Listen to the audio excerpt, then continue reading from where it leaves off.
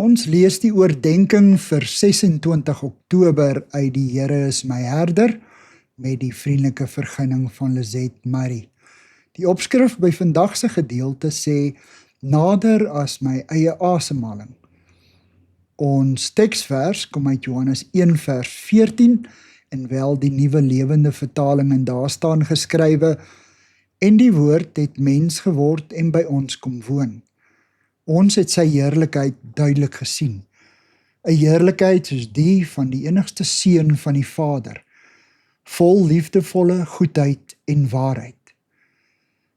In die burgerrubriek van alle kante skryf Wilhelm Jordaan dat God naby gekom het deur Christus wat by ons kom woon het. So naby soos jou eie asemhaling, so deurdringend naby soos die reuk van strooi en stof.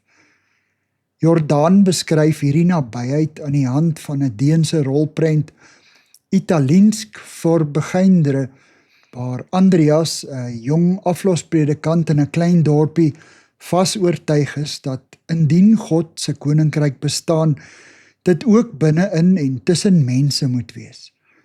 Die geskorste predikant in wie se plek hy aflos, verskil van hom.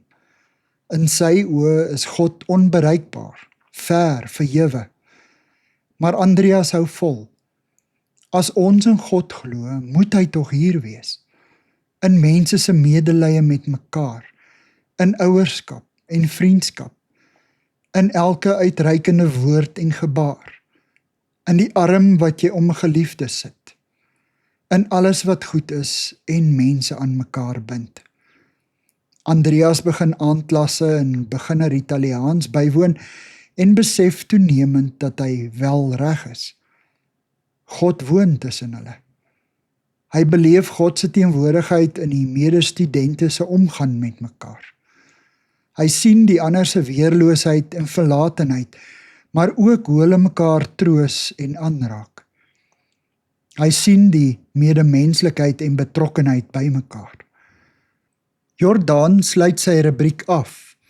Waar mense so met mekaar omgaan, gebeur die vreemde teenwoordigheid van God. God woon tussen ons, by ons. Ons oë moet net oopgaan sodat ons hom in ons medemens kan sien. Heilige Gees, help ons om nie u inwoning mis te kyk nie. Amen. Dankie vir u saamkuier.